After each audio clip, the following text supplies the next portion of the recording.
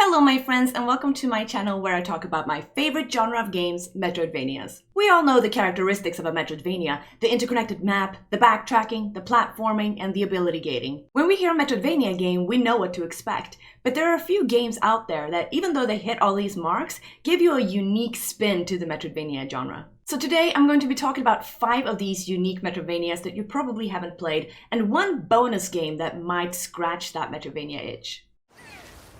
First up on our list is Joku's Island Express. Joku is a postman on Mokumana Island, a land of tropical beaches, lush jungles, and snowy mountains. The twist in this is hard to miss because it's in the entire game. It's a pinball adventure.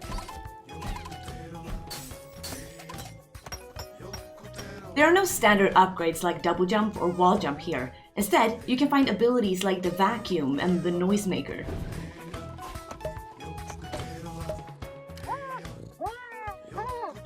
The game is non-linear. You can choose your own path to the very end as you meet unforgettable characters and fight giant bosses. Meet an unforgettable cast.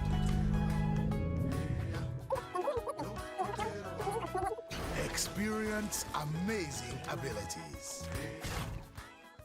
While the bosses can be a bit stressful, this game is super chill and just a fun Metroidvania to purge your palate between the darker titles.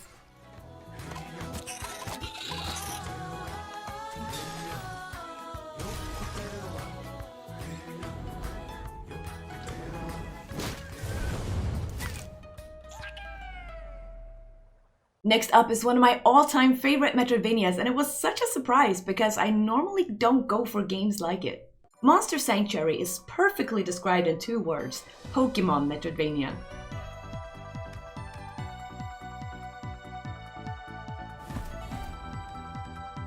The world is built as the classics in the genre. You're ability gated from getting to many of the areas in the beginning, but except for one of them, the abilities you collect are tied to the monsters that you catch.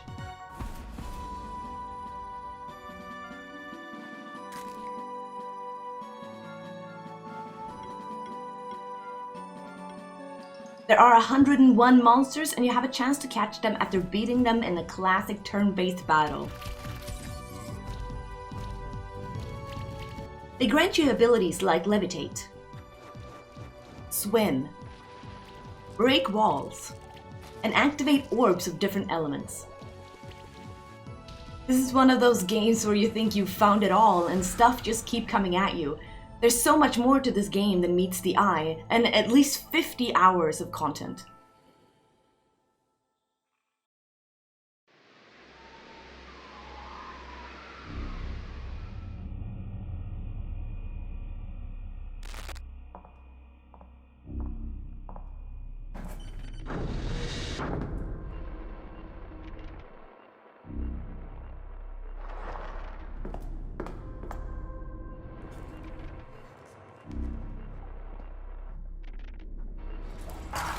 Carrion, while barely making it onto this list for the sheer fact that it's a bit too linear for my taste to consider it a Metroidvania, but it's often counted when people discuss the genre overall, and it does have a unique spin.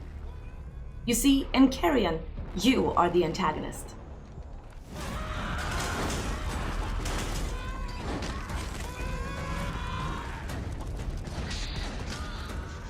In this reverse horror game, you assume the role of an amorphous creature of unknown origin. Stalk and consume those that imprisoned you to spread fear and panic through the facility. The more you consume, the more you grow, and you will evolve as you tear down this prison and acquire more and more devastating abilities on the path to retribution.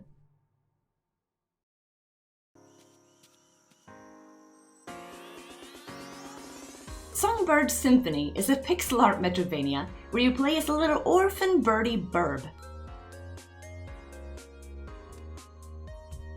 Burb sets off to find his true origins, and the game will serve you a heartwarming story with your traditional Metroidvania elements in a platforming adventure. The twist? It's a musical Metroidvania, and all the bosses and puzzles are rhythm-based.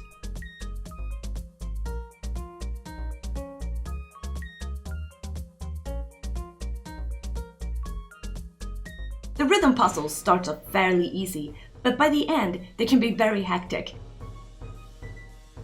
If you're not used to rhythm games, you might run into some troubles. I know I did, and I will be forever haunted by that miss sound. Collect all the hidden musical notes and feathers scattered across the interconnected map. The feathers, when brought back to their owners, gives you extra lore about the world, and figuring out who they belongs to is part of the fun. There's so many quirky characters in this game that they are sure to make you laugh at least once.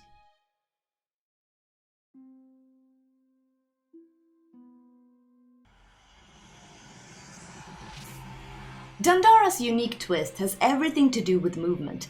You don't run in Dandara, you don't jump in Dandara. Gravity means nothing in this game, and you move around by leaping from surface to surface. This simple design choice makes for some interesting platforming, and often the key to getting through a room is figuring out how to move around the obstacles. There is some hectic combat to Dandara. She has a simple charging shot that doesn't charge very fast, and as such, your positioning is what makes or breaks a fight. Enemies will come at you very quickly, and you have to dodge around them to get a good shot. If you're easily frustrated, maybe steer clear from this one, but if you love a challenge, I suggest this game to you. The world is surprisingly lore-heavy, with secrets in the form of both story entries and chests around every corner. The soundtrack is good and contributes to the mystical atmosphere the game has. And while the movement is fairly gimmicky, it's also surprisingly fun, especially when you get a hang of it and can traverse with some great speeds.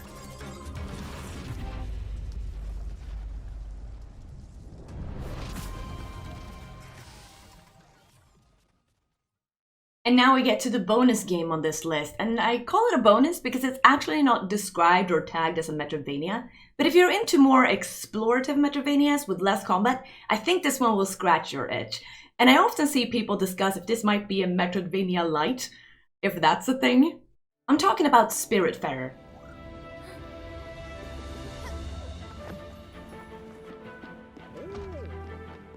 In its core, it's a maintaining and farming sim.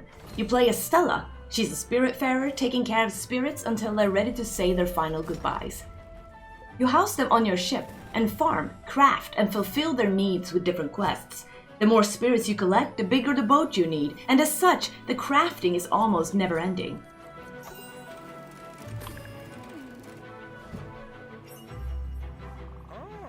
You might ask, how is this relevant to a Metroidvania? Well, to find the spirits, materials, and finish requests, you need to travel around the world, and this is heavily ability-gated, both for you and your ship. Some areas need an icebreaker or a lantern at the hull of your ship. Some places you cannot reach until you get the glide or bounce ability. You will also find yourself backtracking to explore areas that used to be unreachable to you.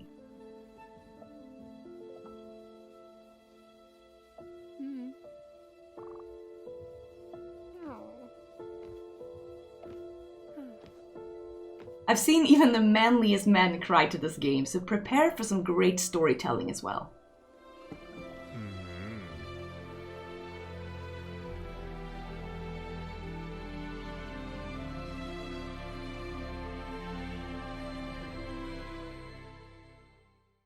That's it for my list of unique Metroidvanias. If you know about any others that has a unique spin, let me know in the comments below because I would love to try them. If you want more Metroidvania news or other related videos, make sure to subscribe to the channel and give this video a thumbs up. You can also stop by my Twitch channel where I play Metroidvanias 4 times a week.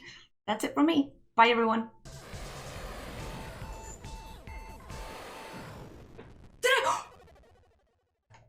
I got the achievement! But I died! I got the achievement! Oh my god, did he die? Oh my god, if I go there, I will... No! What? No! No! Really? What?